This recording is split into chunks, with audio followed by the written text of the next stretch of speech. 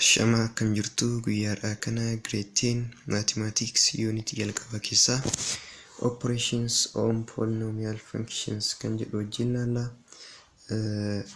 Kanaan dura waa'ee polynomial function jechuunis hiika polynomial function bal'inaan laallee turre jechuudha. Waa'ee polynomial function erga hubanneen booda immoo polynomial function kana operation isaa laalla jechuudha. Operation jechuun addition, subtraction, multiplication fi division apply irratti goone kan wajjin laallu ta'a jechuudha. Recall that in algebra the fundamental operations are addition, subtraction, multiplication and division. Akkuma kanaan dura grade kana dura dabran keessatti ilaalaa turretti algebra keessatti fundamental operations kan jedhaman addition, subtraction, multiplication fi division dha. The first step in performing operations on polynomial functions is to use commutative, associative and distributive laws in order to combine like terms together. Yemmuu polynomial function kana walitti daballuutu ta'uu danda'a, walirraa hir'isnu akkasuma waliin baay'isnuu fi walii hirru maal fayyadamna? Commutative law, associative law fi distributive law kan jedhaman grade 9 keessas ni jiru jechuudha. Isaan kanneen fayyadamna jechuudha. In order to combine like terms, like termii walitti dabaluudhaaf. Waa'ee like termii kan bal'ina wajjin laallu ta'a jechuudha. Amma waa'ee commutative, associative, distributive law kan grade 9 keessatti ilaallee turre yaadachuudhaaf activity kana hojjechuudhaan yaadachuun danda'ama jechuudha. Gaafilee zeerota kana nu yaadachiisan tokko tokkotu as keessatti argama sababa ta'eef. Kanaaf amma like term jechuun maal jechuudha? Maaliifi kan walitti dabalu like termiidha jennee jirra. Like termiin immoo maa inni kan jedhu yommuu laallu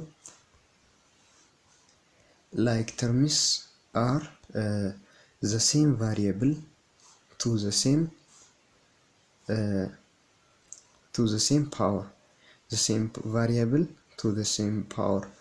Variable yookiin jijjiiramaa kan tokko kan qabu akkasuma powerii wal fakkaataa kan qabu jechuudha. Jijjiirama wal fakkaataa fi powerii wal fakkaataa kan qabu maal jennaani? Like terms jennaan jechuu salphamatti. The same variable and the same power qabataanaan termiin tokko jechuudha. Maal jennaani? Like terms yookiin termii wal fakkaatoo jennaan jechuudha. Inni hubachuu qabnu immoo it could have different coefficients. Coefficientii garaagaraa qabaachuu hin danda'u.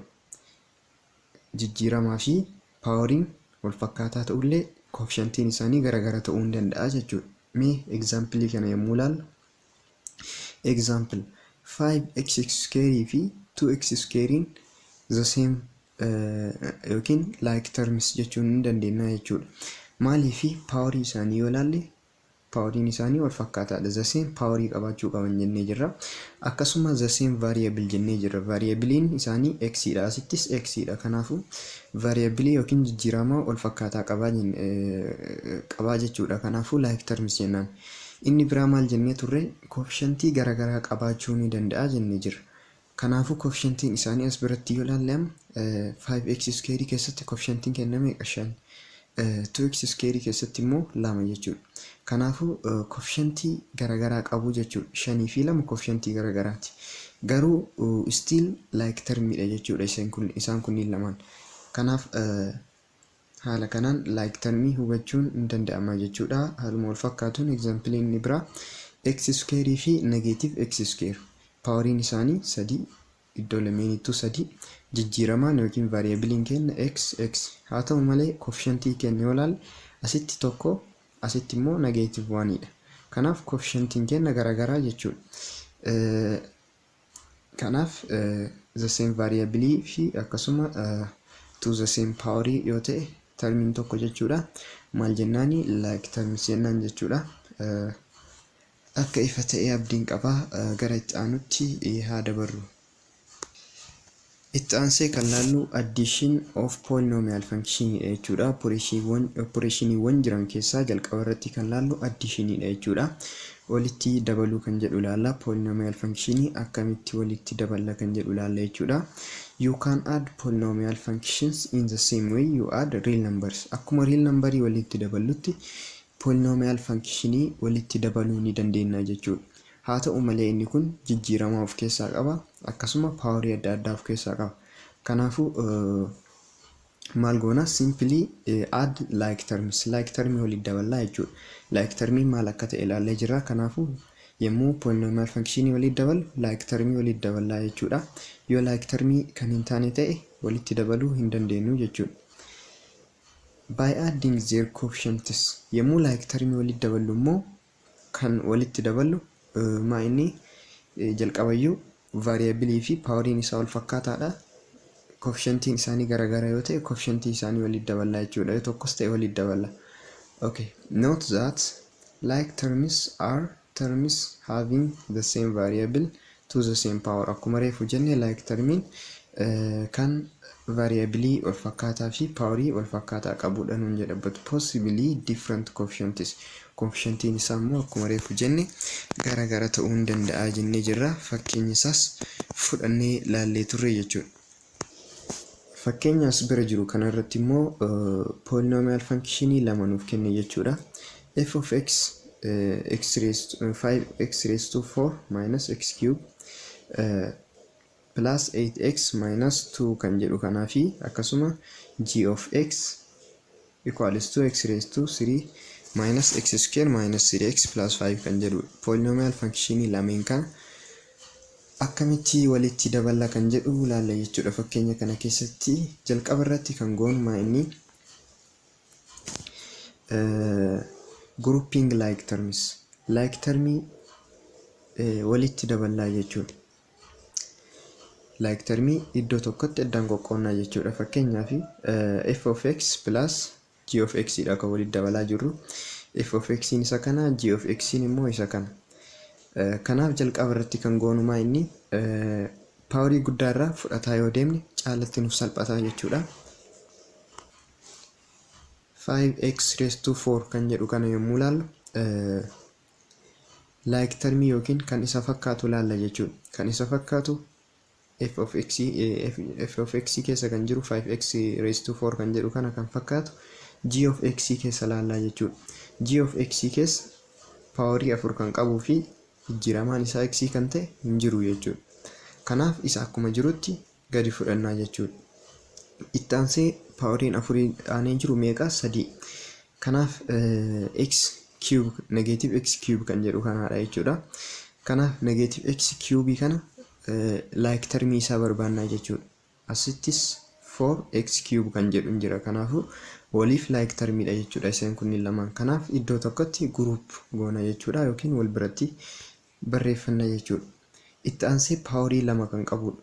Paawarii lama kan qabu as keessa hin jiru, haa ta'u f of x keessa hin jiru, haa ta'u malee g of x keessa ni jira jechuudha. G of x keessa negative x square kan jedhutu jira.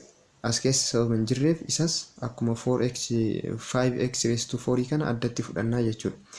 Itti aansee paawarii tokko kan qabu 8x kan jedhu kanaadha. 8x fi as keessaas paawarii tokko kan qabu barbaannee iddoo tokko barreeffannaa jechuudha. Isaanis haala kanaan wal biratti erga barreessinee booda konstaantiitu nu hafa. Konstaantiin negative 2 fi 5 kanas iddoo tokkotti haala kanaan erga barreessinee booda isaan like termii ta'an kana maal goona coefficientii isaanii walitti daballaa jechuudha. Adding their coefficientii isaanii walitti daballa. 5x raised to 4 kan itti dabalamu hin jiru jennee jirra. Itti aansee kan jiru negative x cube fi 4x cube kanaadha.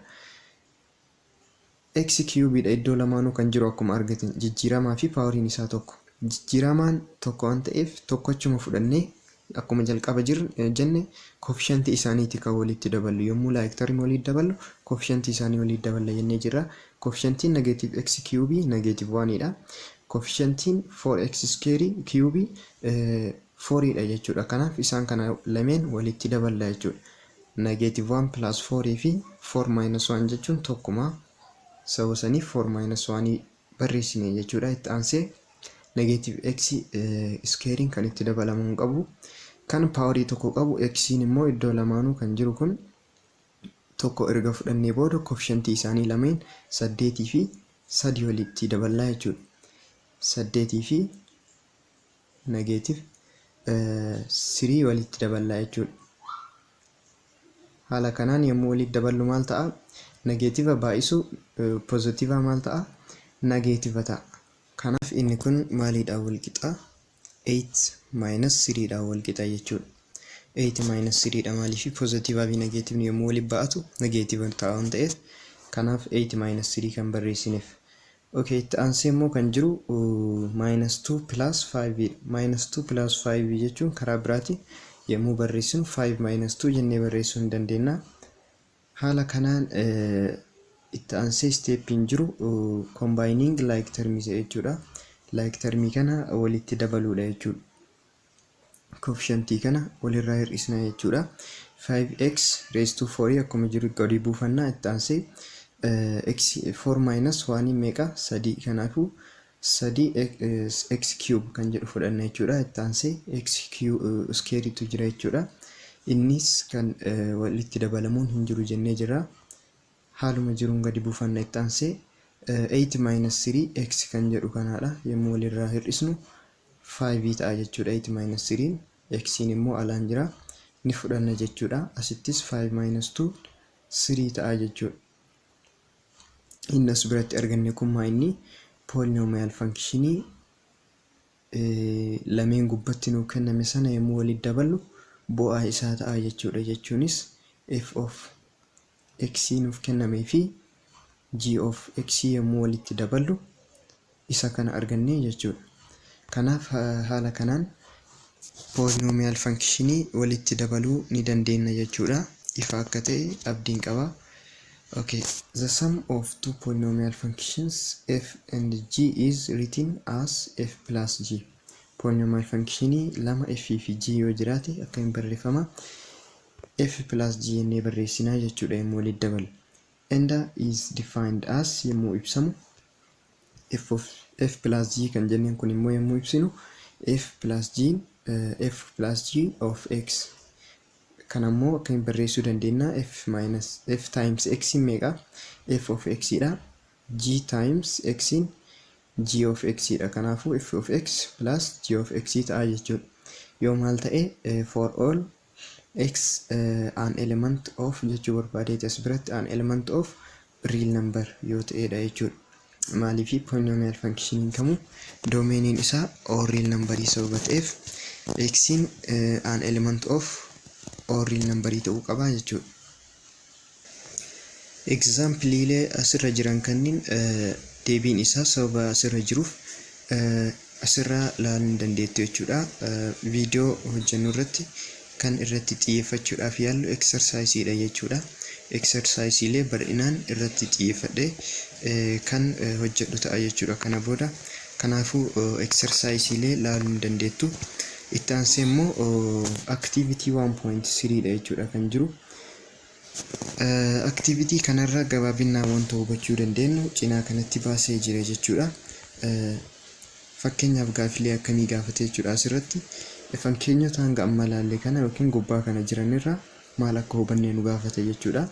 Gaafiin tokkoffaa maal jedha fakkeenyaaf what do you observe in example 4 about the degree of f plus g. Example 4 irratti waa'ee degree f plus g maal hubattee nun jedha jechuudha. Lammaffaa irrattis is the degree of f plus g of x equal to the degree of f of x or g of x which has the highest degree jedha. Degree f of f plus g of x degree of f x timo degree g of x ti wal qixaanuun jedha. Kamtu degree ol aanaa qaba jedhee gaafate jechuudha. Gaafiin inni sadaffaan if f of x and g of x have the same degree then the degree of f plus g of x might be lower than the degree of f of x or the degree of g of x. Which part of example 4 illustrates this situation? Why does this happen jedha. Example afraffaa as gubbaa jiru kanarraa yommuu f plus g yommuu walitti daballu jechuudha. digriin isaa f of x fi g of x dha gadi ta'uu danda'a. Example isa kana nuuf himu immoo isa kamiin jedha jechuudha. Afuraffaa irratti domeeniin f of x of g maal ta'an jedha jechuudha. Gabaabinaan gaafilee asirra jiran kana yommuu sababa gaafatamneef wanti irraa hubannuu dandeenyu maal akka ta'e yommuu ilaallu, the degree of the sum of two polynomials is less than or equal to the degree of the polynomial with a higher degree jedha jechuudha. Yommuu polynomial functionii lama walitti daballu digriin kenna yookiin paawariin inni guddaan jechuudha kan ta'uu danda'u isa paawarii guddaa qabu ture jechuudha. Isa paawarii guddaa qabu sanaan wal qixa ta'a yookiin immoo isaa gadi ta'an jedha jechuudha. Fakkeenyaaf f of x fi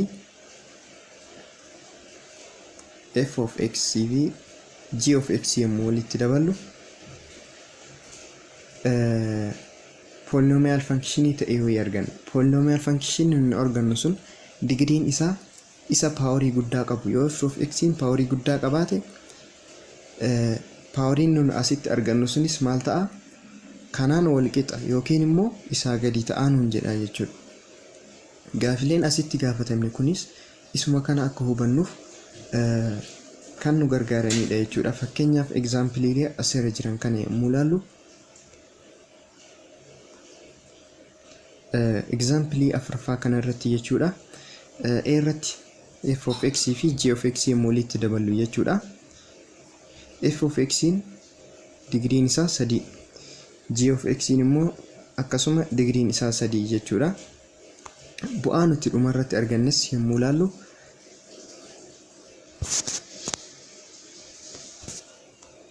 bu'aa nuti dhuma irratti arganne meeqa? Isa digrii 2 qabudha jechuudha. Kanaafuu digriin ol aanaan jalqaba irratti ture meeqa? 3. Kanaafuu kan nu arganne immoo 2 jechuudha. Reefu maal jennee turre? Bu'aan nuti argannu sun digrii ol aanaa kan qabu wal qixa yookiin immoo isaa gadi ta'a jennee jira. Isaa gadis ta'uu ni danda'a. Garuu yoo waan fedheyyuu ta'e maal ta'uu hin danda'u? Digrii 3 bira taruu hin danda'u jechuudha. Maaliifii highest paawarii yookiin paawariin ol aanaan as keessa ture maal waan ta'eef 3 waan ta'eef digriin nu dhuma irratti argannu 3 yookiin immoo 3 gadi less than or equal to 3 ta'a jechuudha. Less than or equal to 3 ta'a jechuudha. Example isa biraas fudhannee ilaaluu hin dandeenya jechuudha. Fakkeenyaaf isa B irra jiru kana yommuu ilaallu, f of x fi g of x walitti dabalaarra jechuudha. F of x paawariin isaa 5, g of x immoo paawariin isaa 4. Paawariin guddaan kan qabu yookiin paawariin guddaan as keessa jiru meeqa? 5. Bu'aan nuti xumura irratti argannus yookiin f of x plus g of x kenna paawariin isaa meeqa ta'a? 5 yookiin 5 gadi ta'a jechuudha. Garuu sanii ol ta'uu hin danda'u. Kanaafuu akkuma agartan f of x plus g of x kenna paawariin isaa meeqa? 5 jechuudha. Gaafiin inni afuraffaa irra jiru immoo maal jedha? What is the domain of f and g of x jedha jechuudha. Domeeniin f fi g maal ta'a jedha jechuudha. Kan walitti dabalaa jiru f isaa ta'u g lameen isaaniiyyuu maalidha? Polynomial functionidha. Kanaafuu domeeniin kenna maal ta'a? Polynomial functionii keessatti an element of all real number ta'a jechuudha. Kanaafuu domeeniin kenna all real number ta'a jechuudha.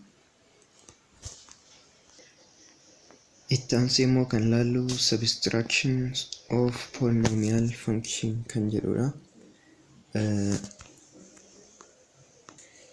Polynomial functionii walirraa hir'isuu kan jedhu ilaalla jechuudha. To subtract a polynomial from a polynomial, subtract the coefficients of the corresponding like terms. Polynomialii tokko polynomialii biraarraa hir'isuudhaaf coefficientii like termii yookiin isa reefu jenne sana jechuudha. Termiilee wal fakkaatoo koofshantii isaanii walirraa hir'istaan jedha jechuudha. So whichever term is to be subtracted, its sign is changed and then the term are added. Whichever term is to be subtracted, termi kamiyyuu yommuu walirraa hir'isnu saayiniin isaanii jijjiirama jechuudha. Subtractionii keessatti wanti adda isa godhu yoo jiraate additionii irraa saayiniitu jijjiirama jechuudha. Yommuu reefu additionii ilaallu irratti saayiniin hin jijjiiramu jechuudha. Maaliif eda'aa turre waan ta'eef mallattoo nuti fayyadamnu eda'uudha. Eda'uu baay'isuu eda'uu yommuu negeetivaan yookiin eda'uu yommuu hir'isuudhaan baay'ifnu maal arganna? Negeetiva arganna. Eda'uun mallattoo jijjiiruu hin danda'u jechuudha gabaabumatti. Sababa mallattoo jijjiiruu hin dandeenyeef saayiniin keenya hin jijjiiramu jechuudha. Haaluma dura tureen ta'a jechuudha. Yoo pozitiivaan baay'ifnes pozitiivummaan taa'ee tura. Yoo negeetivaan baay'ifnes negeetivummaa ta'a jechuudha. Mallattoon jijjiiramu hin jiru yommuu eda'uudhaan baay'ifnutti. Asitti immoo subtractionii waan ta'eef mallattoon ni jijjiirama. Isa qofatu adda isa taasisa jechuudha additionii irraa. For example, fakkeenya kana immoo yommuu ilaallu caalatti ifanuuf ta'a jechuudha. Fakkeenya kana irratti f of x isa kanaa fi g of x isa kana nuuf kenna jechuudha. Isaan kanneen lamaan walirraa hir'isna jechuudha. Maaliif subtraction ilaalaa irraa waan ta'eef isaan kanneen lamaan walirraa hir'isna jechuudha.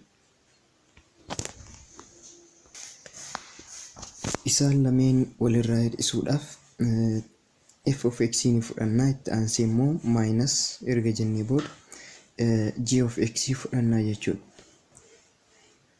Asitti immoo wanta adda isa godhu maayinasiin yommuu lakkoofsa as keessa jiran kana yommuu baay'iftu maal ta'a? Mallattoo isaanii ni jijjiirti jechuudha. Reefus biraakkeettii fayyadamaa ture. Garuu haa ta'u malee addishiniin maal gochuu hin danda'u? Saayinii jijjiiruu hin danda'u waan ta'eef biraakkeettii fayyadamuu dhabuus ni dandeenya jechuudha. Asirra garuu biraakkeettii fayyadamuu qabna jechuudha. Biraakkeettii fayyadamnee hin baay'isiniin deebii sirrii argachuu hin dandeenyu sababa ta'eef. Kanaaf isa kana yommuu negeetiva kana lakkoofsa as keessa jiraniin baay'ifnu saayiniin isaanii yookiin mallattoon isaanii ni jijjiirama. Pozitiiva ta'e negeetiva ta'a, yoo negeetiva ta'e immoo pozitiiva ta'a jechuudha yommuu waliin baay'ifnu. Kanaafuu f of x akkuma jirutti erga gabbuufannee booda negeetiva kana lakkoofsa as keessa jiru yommuu baay'ifnu negeetiva times 8x square kana yommuu baay'ifnu negeetive x square arganne, negeetive times negeetive x cube yommuu baay'ifnu lameenuu negeetiva sababa ta'eef pozitiiva ta'e kinoo akkuma agartan pozitiiva ta'a jechuudha. Akkuma reefu jenne mallattoon ni jijjiirama. Kanaafuu negeetive times positive x kanaan yommuu baay'ifnu negeetiva ta'e negeetive x ta'e jechuudha. Negeetive times positive 5 kanaan yommuu baay'ifnu negeetive 5 ta'e jira jechuudha. Steppiin itti aanu steppiin jalqabaa remove bracket irraa balleessuudha jechuudha. Negeetiva gara keessaa baay'isuudhaan bracket barreessinii jira. Kana booda steppiin itti aanu isuma addition irratti fayyadamaa turre jechuudha. Like termii walitti dabalu. Like termii yommuu walitti daballu coefficient isaanii walitti daballa jennee jirra. Adding coefficients of like terms. Coefficient like termii walitti dabaluudha jechuudha. Like termiin as keessa jiran fakkeenyaaf 2x cube fi x cube kun wal fakkaata yookiin like termiidha jechuudha. Isaan kanneen lamaan coefficient isaanii walitti dabala. X cube erga fudhannee booda x plus 1 2 plus 1 walitti daballa jechuudha coefficient isaanii. Itti aansee x square ni jira, x square asis ni jira jechuudha. Kanaafuu maal walitti daballa? Coefficient isaanii negative 5 fi negative 8 walitti daballa. Itti aansee x poweriin takka qabu as ni jira, asis ni jira. Kanaafuu coefficient isaanii as bira coefficientiin tokko, kanaafuu tokko plus negative 4 ta'a, 1 minus 4 ta'a jechuudha. Karaa biraatiin isa kanas saala kanaan coefficient walitti daballaa dhumarratti 7 fi 5 constantii kenna lamaan walitti daballaa jechuudha. Deebiin xumura irratti argannu isa kana ta'a. 2 plus 1 meeqa? 3x cube ta'a. Negative 5 negative 8 maal ta'a? Negative 1 3x square ta'a. Itti aansee negative 1 minus 4 immoo negative 3x ta'a jechuudha. xumura irratti -7 minus -5 -12 ta'a jechuudha. Polynomial functionii isa kana arganne yommuu f of x minus g of x yommuu goon isa kana argannee jirra jechuudha. Kanaaf steepii kana fayyadamuudhaan walirraa hir'isuu hin dandeenya jechuudha. Wanti guddaan as keessatti qabachuu qabnu yommuu walirraa hir'isnu biraaketii fayyadamuu qabna. Biraaketii erga fayyadamnee remove irraa goona jechuudha. Gara keessatti baay'isuudhaan negeetiiva san gara keessatti baay'isuudhaan biraaketii irraa balleessina. Sana booda steepii addition irratti fayyadamaa turre san asittis fayyadamna jechuudha. Inni biraa the difference of two polynomial functions f and g is written as f minus g. Differensiin yookiin jijjiiramni jechuudha. Differensii yeroo baay'ee kan fayyadamnu yommuu walirraa hir'isnu jechuudha. Maatimaatiksii keessatti differensii jechuun hir'isuu jechuudha yookiin walirraa jijjiirama lakkoofsa lamaan tokko jidduu jiru jechuudha. Differensiin polynomial functionii f fi g jidduu jiru akka hin barreeffaman jedha. f minus g dhaan barreeffama. f minus g kun immoo defined as akkamitti ibsama? f minus g of x jennee ibsina jechuudha.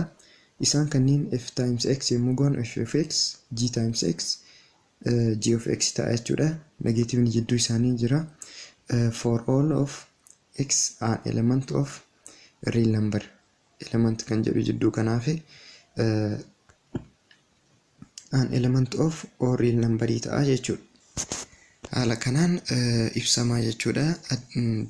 Differensiin yookiin hir'isuun polynomial functionii haala kanaan kan ibsamudha jechuudha. Har'aaf kan laallu isa kana fakkaata. Itti aansee immoo multiplication fi division wajjin laalla jechuudha. Wanti ifan ta'in yoo jiraate yookiin yaada yoo qabaattan commentii irratti nuuf barreessaa. Channel kana immoo subscribe gochuun irraanfatina. Nagaan tura.